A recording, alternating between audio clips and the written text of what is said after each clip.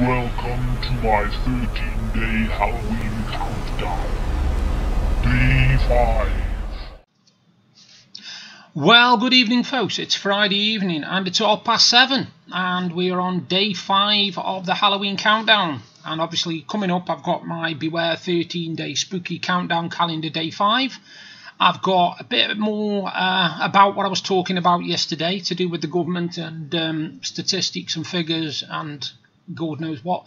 And I've also got a poem that's kind of tied in with Halloween, kind of isn't, but you'll find it out later anyway.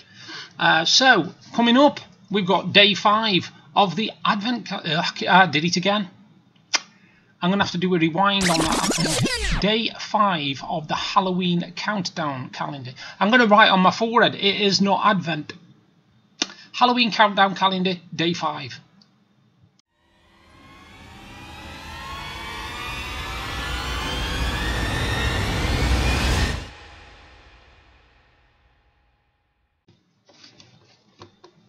So here we are folks, 13-day spooky countdown, day 5. Off with the lid, put it down there for safekeeping.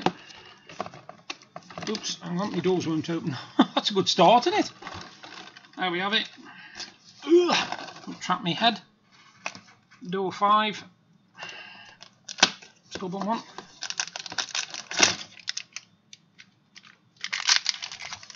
See, I like doing them live because I get as much a surprise as you do when I see what's in them. Let's see what we've got today. What was it yesterday? Oh yeah, it was Pennywise the Clown yesterday, wasn't it, from It? Pretty cool, that. This one, I have no idea, but we're going to find out, aren't we? Do we know what it is? That's the question. I have a feeling I know what this is. I'll just hold it, hang on, put it there, it might be easier actually. I think it is the character that Kiefer Sutherland plays out of The Lost Boys. I could be wrong, but I would say that is the character that Kiefer Sutherland plays out of Lost Boys. I can't remember his name, I should know it, I think it's David.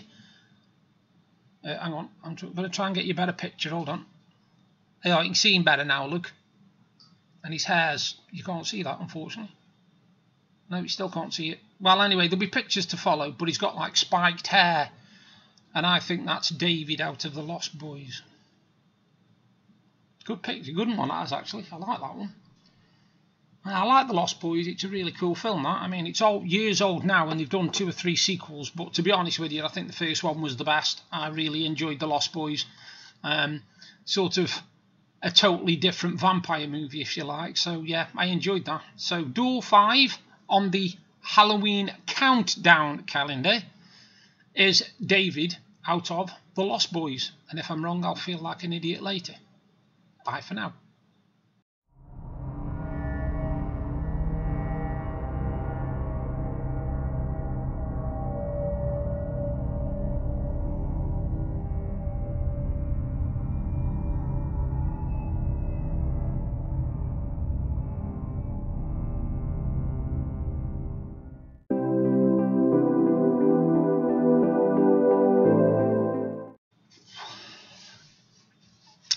Well folks, here we go, just before the weekend, eh? I can't believe how far we are through October already. We've only got 1 week left and then we're on November. God dear me, that's gone quick.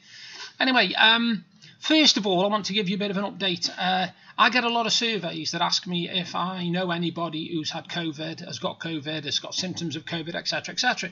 Now, my sister's husband, a few months back now, about 3-4 months back, he ended up with COVID. He did actually have a test and he got positive, and I thought, you know, fair enough, yeah, he's down in Stoke, I'm up here, we don't see each other that often anyway, when we do, blah blah blah. Anyway, it was about 2 months later when we saw each other, so you know, it was already gone by then. Excuse me, something's just hit my leg. Ow, ow, ow, ow. I've just trapped my leg under my chair, that was painful. Anyway, so I thought that was it, you know, fair enough. I've heard about various people who've been tested and they've got it, etc, etc, but now it's in my family again. Other members of my family have now got it and they've had positive tests, unfortunately. Now, the one thing that narks me is when people say it's a hoax. when people say that the government are doing this just to keep us in our houses so that they can control us and get us to do this and get us to do that. And I've never heard such a pile of horse shit in my life, pardon the expression. I now know people who've had it. I have spoken to people who have almost died from it. And I mean literally face to face I've spoke with them. And the person I'm referring to is one of the nurses that was on my mum's ward when my mum passed away, bless her, in August. And we went up to see my mum, me and Deb. We got permission to go up. We had to put on all the gear, the visor, the gloves, the lot. I had to when I go and see my mum. And while I was in speaking to my mum, Deb was in the waiting room talking to a nurse who was on a lunch break. Lunch break is about 6:30 at night. Anyway, and she explained that every nurse on that ward had it. Every nurse on that ward had it at some point. And some people had mild symptoms, and other people had symptoms where they couldn't breathe. They were literally struggling for breath every minute of the day for at least a couple of weeks. And they told Deb how bad it was. So Deb heard firsthand how bad this thing was. So every time now I hear people say it's a hoax, I hope something like a lorry hits them or something like that, because I can't believe that people would actually say that this is a hoax. Yeah, okay, fair enough. I know some people might say, well, I had it and all I got was a cold and I was fine in a few days. Now, the one thing about it is it doesn't say anywhere that as soon as you get COVID, you're going to die, right? It doesn't say that anywhere. So anybody who goes all this, oh, well, I was all right, because it doesn't matter. It's how your body handles it. If your body has got quite a low immune system and your immune system is shot, you are more likely to get the serious symptoms and possibly even pass away from it. That's why the majority of the people who passed away in the early stages were elderly, because they had underlying health conditions. They had bronchitis and bronchial conditions. They had COPD. They had asthma. They had all sorts, and they were elderly, so their immune system was a bit shot anyway, a bit shot it was. Now, I don't know what my immune system like for things like that, but I'm not going to go out there and pretend that if I catch it, I'll only get a cold, because I do not know what it's going to do to me. It could literally wipe me out completely. I haven't got a clue. So please don't anybody tell me that this is a hoax from the government to keep you indoors, because it makes me really, really angry that they don't know what they're talking about. Because a fair few years ago, people were experts on politics. Now everybody seems an expert on health. They seem to all know what this condition is going to do. They seem to all know what you can do to stop it and everything like that. And I've heard some absolutely amazing solutions. Eat garlic and that'll keep it away. What was the other one I heard? I heard another completely strange one that I thought, oh my God, people believe this.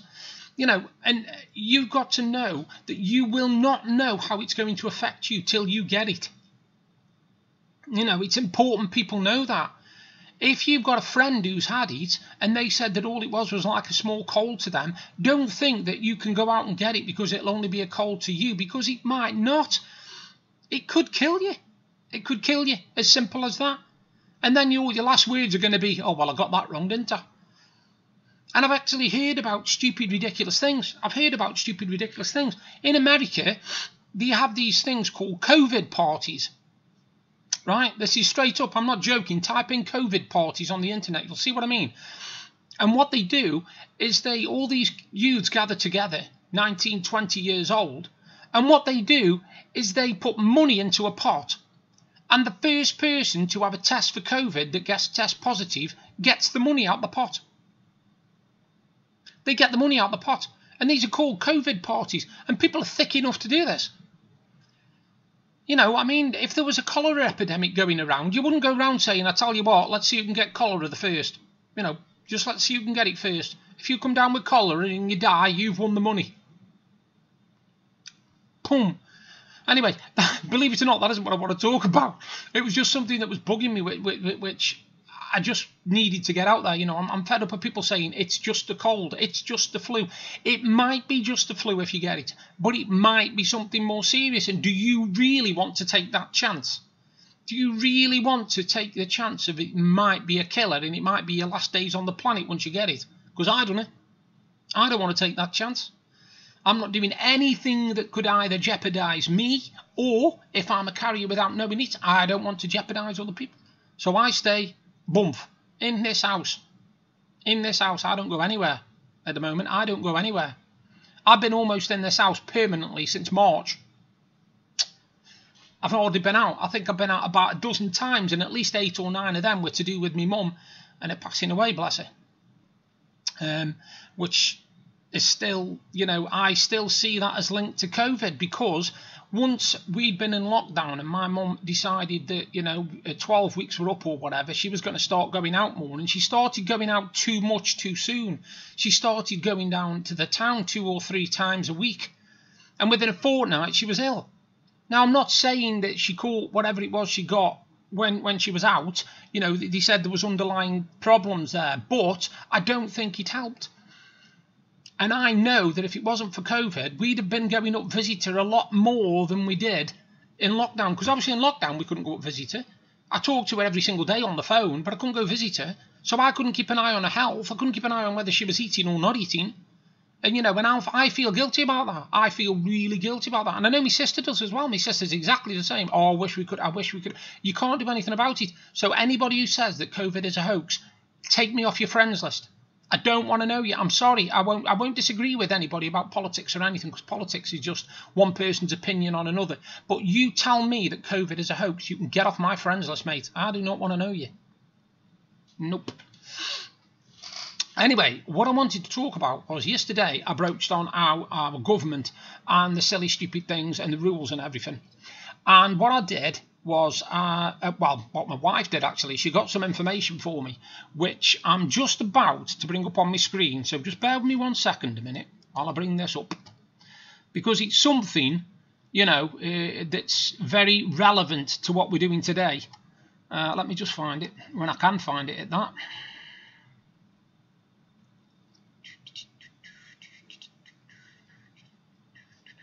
It's called data, right. Now what this is, I'll be honest, what this is questions that were asked to a portion of the population. And it was a big survey thing, right? And they said, what is your view on a 2-week circuit breaker lockdown? And this is what we sort of agreed in the UK. 48% of us said a circuit breaker should begin immediately. Now bear in mind, that's half of the country said that a circuit breaker should begin immediately, which I agree with. A 2-week circuit breaker, fantastic idea. 17% said a circuit breaker shouldn't happen at all. I don't know where their logic is in that. I've not got a clue. Now, the next question was, do you think a circuit breaker would likely to be end on time after 2 or 3 weeks? 41% of them, 48, said yes, they do believe it. They believe that if we had a 2-week circuit breaker, then yes, there would be almost a guarantee that when we come out of them 2 weeks, because the virus has had nowhere to go, hopefully it could fizzle out. You know, it could just say, well, nothing doing, gone. And yet 35% of them said no. They don't think it would be over after 2 or 3 weeks. The third question was, would you support COVID-19 restrictions being relaxed over Christmas? Now, obviously, Christmas is a massive family time. It is for me as well. You know, I mean, I don't mean family as in getting tons and tons of people down here, because it's usually just me, Deb, and the dog, you know, and then we see all the people over the next 2 or 3 weeks. But I know that a lot of people who have the family down for Christmas, and I think that if we did have this 2-week circuit breaker now, and it lasted until, say, I don't know, a week or a bit longer into November, we might get it all out the way, and we might be, I'm not saying we will be, but we might be okay for Christmas. Now, of the people that they asked, 43% supported us basically having a circuit breaker now, you know, and then the restrictions being relaxed over Christmas. 43%. Excuse me, my hair's gone a bit loopy. Now, the fourth question was, where do you feel the UK is at with COVID-19? And this is a scary thought, because 61% of people said the worst is yet to come. So they believe that the worst is yet to come, but a lot of people are not prepared to do anything about it. Now, I'm not going to name any names and I'm not going to name any people, but I know somebody, and where they work, in a factory, where they work, there's hardly any masks worn. There's hardly any PPE or nothing like that. People are just walking around and willy-nilly in this place where they work. And, you know, it's kind of like, why don't they take it more seriously? Why don't they take it more seriously? If 61% of people think that the worst is yet to come, why don't they take it more seriously? I'm not saying everybody. I'm just saying there's a few that just don't take it seriously at all.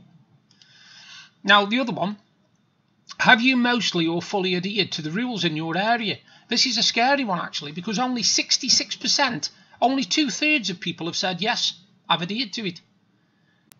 34% of people have said, no, I haven't stuck to the rules. So they are knowingly flouting the rules. So that's 34%, right? But 61% have said that the worst is yet to come. So some of them are probably in that 34%, which is kind of baffling that you think, well, if you know the worst is yet to come and yet you're not abiding by the rules, what is the point? Why would you do that? There's 2 more questions. When enacting coronavirus restrictions, in which direction should the government lead? Less restrictive or more restrictive? Now, the good thing is 55% of people have said more restrictive. You know, be more restrictive. Do this circuit breaker thing. Make people stay at home. Do the lockdown thing if you need to do it. But 24% of people have said, no, you're doing too much. You should lessen it off a bit. Now, I've got a feeling these people are genuine. These people are probably workers who need the money coming in. Because like I said yesterday, the B&Bs and the hotels in Lancashire, well, in Blackpool, have been told they can stay open. But at the same time, they've also been told that people from a lower tier than us can't travel to us. So it defies logic, and I can understand these people. If they are people who are genuinely working and they think, no, hang on a minute, you know, the restrictions have gone too far. I can't bring in money. I can't feed my family. But I can't go furlough because the government hasn't closed my business down. And the last question. Do you believe the government is currently taking the right measures? Now, 16% said don't know. 49% said no. They're not taking the right measures. They're doing things wrong. Now, that either means that they think they're going too fast or they're going too slow. It's got to be one or the other. Now, this links on to something else I wanted to talk about, which, again, I meant to mention yesterday and forgot all about it. And one of the biggest things in this country, and I've spoken about this before because I used to be addicted to it myself, is gambling. Gambling's a massive, massive, massive industry, multi-billion every year. I mean, most sports teams are sponsored by casinos and betting firms and all sorts. But the casinos in Blackpool want to stay open because they said there's no evidence that there's a risk of catching it from a casino. And I thought, well, hang on a minute. First of all, they said that they've had the health officials in to find out whether it would vibe. You can get a casino and make it as healthy as you want to. You can put all hand sanitizers in there. You can have visors and everything if you know somebody's coming to look at it. If you're trying to prove a point. But who's to say that the rest of the casinos don't give a toss about the hand sanitizer? They won't give you the visor or the mask. And to say that the risk of catching it from a casino is low, how does that work? I've been in a casino years ago, and I remember them being bloody packed. I also remember you can't move around a poker table or anything because there's about 15 or 20 people, all within about a foot of each other. So unless casinos have changed dramatically since I used to use them years ago, I know for a fact that they get absolutely crammed full of people. And you can't socially distance in a flaming casino, not unless there's only like 2 crap tables and a flaming poker table or something. They usually got about 20 or 30 of each table and fruit machines and God knows what else, blackjack tables, you know. So for them to turn around and say that, you know, it's not right that the casino should shut and that they're coming down hard on the gambling industry when there's no evidence, well, there's no evidence that you can catch it from gyms. But the gyms in Liverpool have all shut. There's no evidence that you can catch it from anywhere, really. Nobody turns around and says, well, most of them have been caught doing this or caught from this or caught from this. You catch it because you are exposed to it. And you can get exposed to it anywhere. It doesn't matter whether it's a casino, a bloody chip shop, You know, you could even be walking down the front and bump into somebody who accidentally coughs or something, and suddenly you've got it. So don't give me all this about, oh, well, you know, there's not much chance of catching it here and there. Now, yes, they say in the gambling industry, right, and it needs to have something done, otherwise it will collapse. It must have billions of pounds in revenue a day. And I'm talking from online gambling. I mean, I can't go on the internet in the morning without some gambling advert popping up for some casino where I've won 50 free spins or whatever. So you're not telling me that a gambling industry cannot survive just on the internet? Because it can. I can't imagine that it can't. I bet they take it more from online gambling than they do from any of the casinos that they've got.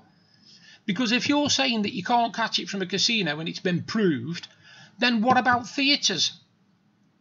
As you'll see from a couple of vlogs ago, I went on about the theatre because at the end of the day, Andrew Lloyd Webber had proved that he could safely run a theatre without hardly any risk whatsoever of anybody catching anything or anything. You know, and he proved it. He had it all there and then, bang, done. And he said he could do it to any theatre to make it like that. So why, if you're going to do it with casinos, you've got to do it with theatres as well, surely. Because if you're saying you can't catch it from a theatre, a casino, then why have you got a bigger chance of catching it from a theatre? You haven't, surely. They're just as easy to social distance. They're just as easy to make people, you know, say, I'll tell you what, you stand there, you stand 2 foot away. But when you're in a casino and there's a load of excitement going on and there's a few drinks as well, you know, I'm sorry, but I can't see it being as safe an environment as a theatre. And like I said, I'm not a gambler now. I don't go anywhere near gambling casinos or anything like that. But I remember going into a casino and it was absolutely packed. There were literally people lining up to play on the tables and everything. You couldn't hardly move. So, yeah, I don't agree with that. I really don't agree with that. I think there's something a bit strange about that one. Anyway, I'm finishing there. I've had another rant. If you're getting bored with it, let me know. And I've got a poem coming up. So, you take care.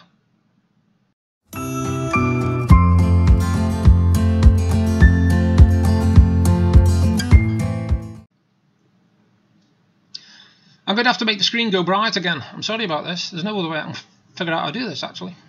I'll figure it out one day. Anyway, it's called Too Scared. Phobia, what is that about? Not me. I scare for none. Spiders, they don't bother me, nor do the rays of sun. Closed spaces scare me just as much as dirt or specks of dust. And I can't understand being afraid of heights. You do believe me, I trust. And fear of water don't do a thing to stop me swimming. And agoraphobia is another one. I aren't scared of men or women. Maybe there's a fear I sort of had, but it's nothing, believe me. It's something that we look at long, but never do we see. The dark, it reaches out to me with fingers cold and black. It takes my shadow, buries me, and takes me off my track. It festers in my heart and soul and punishes me with shame. The fear of darkness approaching me. Please tell me who's to blame. To be scared of something like this makes me feel such a fool. I'm not scared of anything, and that's always been the rule. Well, the darkness is here once more, and from it I will hide. Don't tell a soul about my fear. I've still got my pride. It's like there's something in the dark. It chills me to the bone. The creeping feeling in my flesh. I know I'm not alone. And I thought that fitted in quite well with the Halloweeny type thing. And it's called Too Scared. And I wrote that one back in, again, 2004. 16 years ago. Cool, blimey, time flies. And time flies when you're doing a vlog. So remember, day 5 today was David out of The Lost Boys. I don't know if you can see that. Am I going to... Whoa, hey, there's a close-up for you. Whoa, that's scary, isn't it? David from The Lost Boys, I'm pretty sure that's who it says anyway. Hang on. Yeah, David from The Lost Boys. It's hard to focus, actually. Yeah, David from The Lost Boys. So, tomorrow, it's door 6. You all take care. Thank you for watching. And remember, all the info, if you want to contact me, is underneath this vlog. You all take care. Bye for now.